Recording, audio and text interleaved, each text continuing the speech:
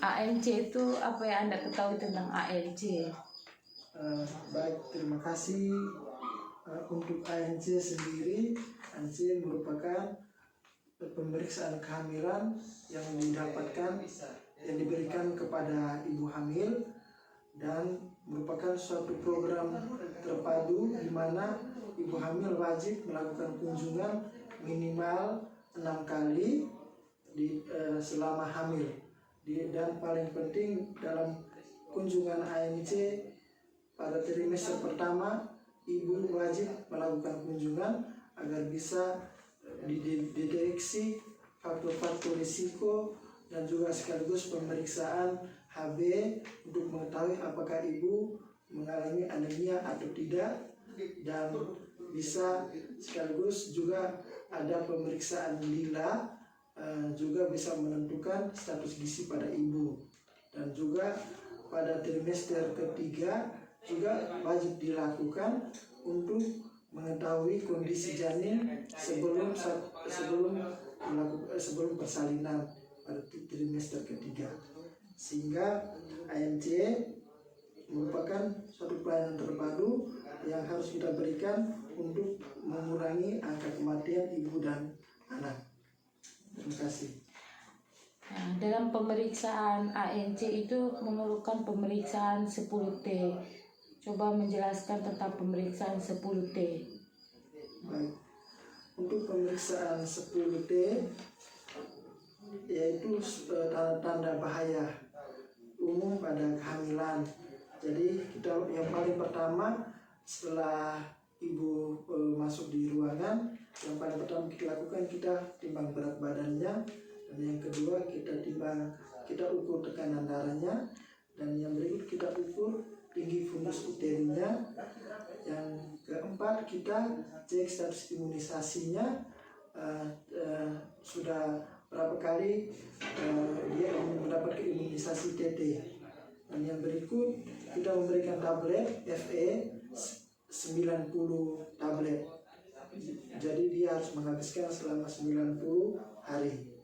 Dan T ke-6 adalah tes laboratorium, menyangkut HB-nya, terus protein urinnya dan glukosanya, untuk bisa mengetahui apakah ibu mengalami ada terpapar seperti penyakit risiko lainnya, misalnya HIV/AIDS, penyakit hepatitis, malaria, sehingga bisa jika ada hasilnya segera dilakukan konsultasi kepada dokter.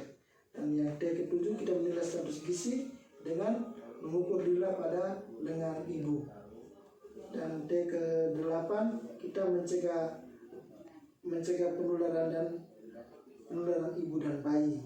T ke-9 kita melakukan konseling. Yang paling penting pola hidup yang berkaitan dengan nutrisi selama hamil, dan paling penting kita edukasi tentang 1000 hari emas, periode goal selama hamil sampai umur 2 tahun.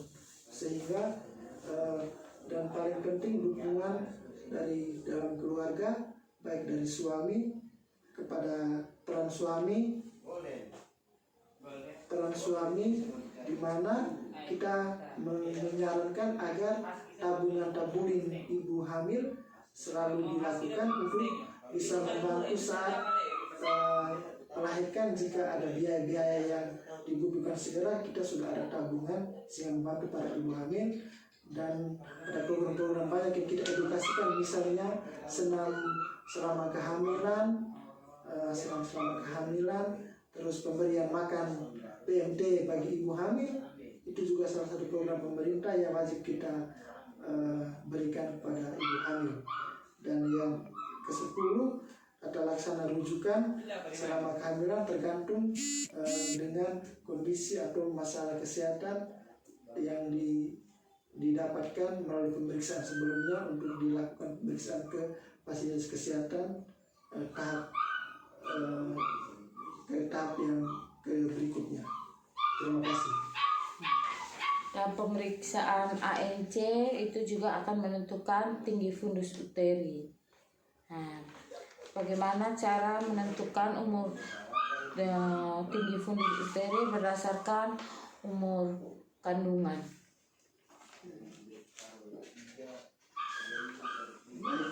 Untuk menentukan tinggi fundus uteri itu kalau dia kurang dari 12 minggu itu belum bisa diraba di atas sintesis. Jika dia sudah 12 minggu itu berarti sudah 1-2 jari di atas simfisis. Kalau 16 minggu itu sudah pertengahan antara simfisis dan pusat. 24 minggu setinggi pusat. 28 minggu 3 jari di atas pusat. 32 minggu pertengahan antara pusat dan PX. 36 minggu 3 jari di bawah PX dan sudah masuk di usia kehamilan 40 minggu maka pertengahan PX dan pusat 3 jari di atas pusat. Terima kasih. Pemeriksaan dari ANC juga memerlukan pemeriksaan Leopold, yaitu Leopold 1 sampai Leopold 4. Nah, penyebab Leopold 1 untuk menentukan apa, Leopold 2 apa, dan Leopold 3 dan Leopold 4. Baik, untuk pemeriksaan Leopold itu untuk Leopold 1 kita menentukan tinggi fundus uteri. Terus Leopold 2 kita menentukan punggung kiri, punggung kanannya terletak di mana. Terus Leopold 3 kita melihat apakah dia sudah masuk pada area panggul atau belum di Leopold 3. Jika belum masuk di pintu panggul maka kita tidak lagi melakukan Leopold 4. Jika dia sudah masuk di pintu panggul di Leopold 3 maka kita lanjutkan kepada Leopold 4 dengan menilai apakah sebagian dengan kita menilai ada 2 di mana konvergen apakah apakah sudah sebagian kecil turun atau belum, dan divergen apakah sudah semua masuk ke dalam, sudah semua lengkap masuk ke dalam rongga panggul atau belum. Ya, terima kasih. Sekarang kita masuk dalam pelajaran intranatal. Coba Anda menjelaskan intranatal care itu apa? Baik, intranatal care merupakan suatu proses terjadinya pengeluaran bayi baik yang cukup bulan dan yang hampir cukup bulan, dan disusul dengan pengeluaran plasenta dan selaput janin dari tubuh ibu. Baik, di mana intranatal itu juga umur kandungannya biasanya 30, yang normal yaitu 38 minggu sampai 40 minggu. Sekarang adanya tanda-tanda persalinan. Tanda-tanda persalinan itu seperti apa? Baik, yang paling pertama terjadinya his atau kontraksi, dan yang kedua pengeluaran lendir dan darah, itu sebagai penanda awal tanda. Dan yang berikut pengeluaran cairan. Ya, pengeluaran cairan di sini yaitu seperti air ketuban. Ada 4 faktor yang mempengaruhi dalam persalinan. Jelaskan 4 faktor yang mempengaruhi dalam persalinan. Baik, yang pertama adalah power atau tenaga, dan yang kedua feses atau jalan lahir, dan yang ketiga passenger, dan yang keempat psikologis ibu sendiri. Dalam proses persalinan intranatal ini ada meliputi berapa fase? Sebutkan fase tersebut dan apa saja yang terjadi pada tahap-tahap fase tersebut. Baik, di mana ada tiga fase, ada 4 fase, yang dimana fase pertama itu kala 1. Kala 1 itu ada 2 fase di situ, fase laten dan fase aktif. Fase laten itu pembukaan 0 sampai 3 cm, itu berlangsung 0 sampai 4 cm, itu berlangsung kurang lebih 8 jam. Pada fase aktif itu 4 4 sampai 10 cm itu berlangsung sekitar 12 jam. Kemudian pada kala kedua itu proses persalinan bayi. Pada kala ketiga proses lahirnya plasenta. Pada kala keempat kita menilai selama 2 jam kita mengobservasi ibu setelah melahirkan terkait dengan apakah terjadi perdarahan. Jika perdarahannya mungkin lebih dari 500 cc, kita boleh melaporkan kepada dokter dan memeriksakan kembali apakah bagian insisinya ada perdarahan atau tidak, mungkin ada robekan di jalan lahir. Itu mungkin kita bisa cek kembali. Terima kasih. Baik, saya akan menjelaskan pengertian dari bayi baru lahir sendiri. Merupakan bayi yang baru mengalami proses kelahiran berusia 0 sampai 28 hari dan memerlukan penyesuaian fisiologis berupa maturasi, adaptasi dari kehidupan intrauterin ke kehidupan ekstrauterin dan toleransi untuk dapat hidup dengan baik. Oke. Habis yang berikut ciri-ciri bayi baru lahir. Yang pertama, berat badannya itu harus 2.500 sampai 4.000 gram. Dan yang kedua, panjang badan yang normal itu 48 sampai 52 cm. Lingkar dadanya di 30 sampai 38 cm. Lingkar kepalanya 33 sampai 35 cm. Frekuensi denyut jantungnya itu 120 sampai 160 kali per menit. Pernapasannya 40 sampai 60 kali per menit. Kulitnya itu tampak kemerah-merahan dan licin karena jaringan subkutan yang cukup.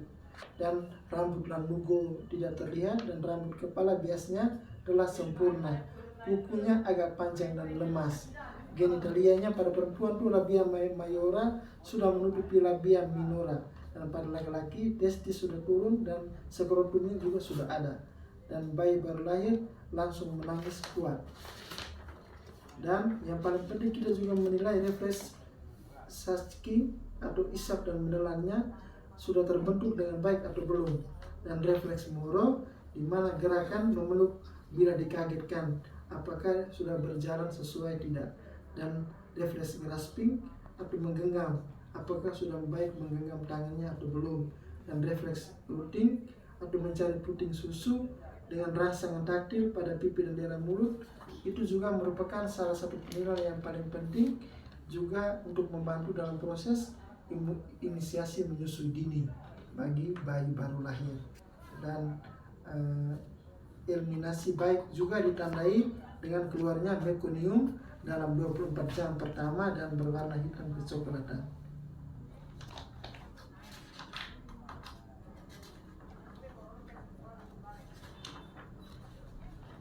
Bagaimana penilaian Apgar score pada bayi baru lahir? Baik, untuk penilaian Apgar score-nya itu kita lihat yang pertama warna kulit, yang kedua denyut jantungnya, dan yang ketiga refleksnya, yang keempat tonus ototnya, dan yang kelima pernapasannya. Untuk skor terbaik itu dinilai normalnya itu skor 7, 8, dan 9. Dan jika terjadi afeksia berat maka skornya itu berkisaran 0 sampai 3. Kita belajar mengenai postpartum. Jelaskan apa yang Anda ketahui tentang postpartum. Baik, postpartum itu sendiri adalah waktu penyembuhan dan perubahan dan juga waktu kembali pada keadaan tidak hamil serta penyesuaian terhadap hadirnya anggota keluarga yang baru. Dan itu ya. Dalam mengalami persian yang melahirkan atau setelah postpartum berarti ada masa nifas. Masa nifas itu dimulai sejak kapan? Baik, masa nifas itu dimulai masa setelah partus selesai dan berakhirnya setelah kira-kira 6 minggu. Dan masa nifas adalah masa yang dimulai setelah kelahiran plasenta dan berakhir ketika alat-alat kandungan kembali seperti keadaan sebelum hamil. Baik, berarti di dalam postpartum juga akan mengalami perubahan sistem reproduksi. Apa yang Anda ketahui mengenai perubahan reproduksi yang terjadi pada postpartum? Baik, perubahan sistem reproduksi itu ada 3. Yang pertama itu involusi uterus, yang kedua itu afterpains, dan yang pertama involusi uterus, di mana involusi uterus itu merupakan suatu proses kembalinya uterus ke keadaan sebelum hamil, dan uterus ibu yang baru melahirkan masih membesar jika diraba dari luar FU kira-kira 1 jari di bawah pusat. Hari kedua uterus masih membesar dan setelah itu berangsur-angsur menjadi kecil, dan hari ketiga kira-kira 2-3 jari di bawah pusat. Berarti dalam sistem perubahan sistem reproduksi itu yang tadi Anda jelaskan, berarti ada akan mengalami perubahan yang dimana disebut dengan lochia. Sebutkan jenis-jenis lochia yang terdapat pada ibu postpartum. Baik, lochia yang pertama lochia rubra, merupakan cairan bercampur darah, sisa-sisa penebalan dinding rahim, dan sisa-sisa penanaman plasenta. Berbaunya amis. Lochia rubra berwarna kemerah-merahan dan keluar selama 2 hari pasca persalinan. Yang berikut lochia sanguinolenta, berisi darah dan lendir, warna merah kuning, terjadi pada hari ke-3 sampai hari ke-7 pasca persalinan. Lochia serosa, di mana lochia ini mengandung cairan darah dengan jumlah darah yang lebih sedikit serta robekan atau laserasi plasenta. Dia berwarna kecoklatan atau kekuningan, keluar pada hari ke-7 sampai 14 pasca persalinan. Lochia alba, cairan putih yang terjadi 2 minggu pasca persalinan. Dan lochia purulenta terjadi karena infeksi, keluar cairan seperti nanah berbau busuk. Habis itu lochiatosis, lochia tidak lancar keluarnya. Baik, berarti sekarang kita memberikan asuhan keperawatan pada ibu postpartum. Apa saja asuhan keperawatan yang penting pada ibu postpartum?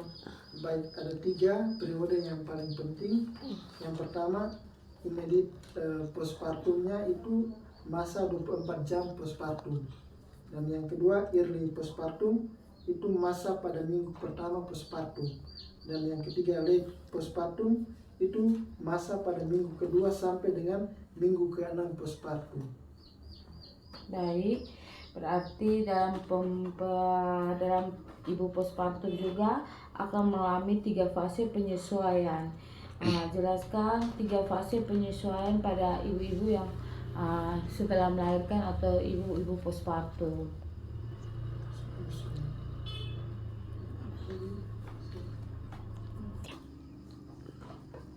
3 fase penyesuaian pada ibu postpartum itu ada mengalami 3 fase. Mohon penjelasan mengenai 3 fase yang dialami ibu setelah postpartum. Baik, yang pertama fase taking in, di mana fase ini ketergantungan ibu sangat tinggi dan mengharapkan segala kebutuhannya itu dipenuhi oleh orang lain atau keluarga. Dan dia tuh hanya berlangsung 1-2 hari setelah melahirkan. Dan fokus perhatian ibu pada dirinya sendiri. Dan ibu menunjukkan kebahagiaan kegembiraan yang sangat dan senang menceritakan pengalaman melahirkan. Dan yang kedua, fase taking hold, di mana berlangsung 3-10 hari setelah melahirkan. Itu ibu sudah mulai menunjukkan kepuasan, terfokus kepada bayi, dan mulai tertarik melakukan pemeliharaan dan perawatan bayi dan dapat menerima pendidikan kesehatan. Ibu juga merespon dengan semangat untuk memperoleh kesempatan belajar dan berlatih cara perawatan bayi. Dan yang fase yang ketiga itu fase letting go, di mana fase itu seorang ibu sudah menerima tanggung jawab akan perannya yang baru yang berlangsung setelah 10 hari pasca melahirkan. dan ibu sudah mulai menyesuaikan diri dengan ketergantungan bayinya dan keinginan untuk merawat diri dan bayinya meningkat, dan hubungan dengan pasangan memerlukan penyesuaian dengan kehadiran anggota baru atau bayi. Terima kasih. Sebutkan jenis-jenis lokia yang terdapat pada ibu postpartum. Baik, lokia yang pertama, lokia rubra, merupakan cairan bercampur darah, sisa-sisa penebalan dinding rahim, dan sisa-sisa penanaman plasenta. Berbaunya amis. Lokia rubra berwarna kemerah-merahan dan keluar selama 2 hari pasca persalinan. Yang berikut lokia sanguinolenta, berisi darah dan lendir, warna merah kuning, terjadi pada hari ke-3 sampai hari ke-7 pasca persalinan. Lokia serosa, di mana lokia ini mengandung cairan darah dengan jumlah darah yang lebih sedikit serta robekan atau laserasi plasenta. Dia berwarna kecoklatan atau kekuningan, keluar pada hari ke-7 sampai 14 pasca persalinan. Lokia alba, cairan putih yang terjadi 2 minggu pasca persalinan. Dan lokia purulenta terjadi karena infeksi, keluar cairan seperti nanah berbau busuk. Habis itu lokia tosis, lokia tidak lancar keluarnya. Baik, berarti sekarang kita memberikan asuhan keperawatan pada ibu postpartum. Apa saja asuhan keperawatan yang penting pada ibu postpartum? Baik, ada 3 periode yang paling penting. Yang pertama, postpartumnya itu masa 24 jam postpartum. Dan yang kedua, early postpartum, itu masa pada minggu pertama postpartum. Dan yang ketiga, late postpartum, itu masa pada minggu kedua sampai dengan minggu ke-6 postpartum.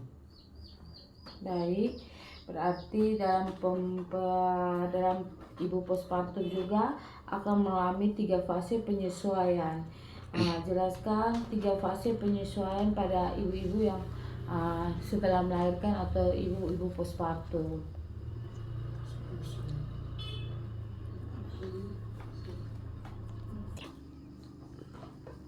3 fase penyesuaian pada ibu postpartum itu ada mengalami 3 fase.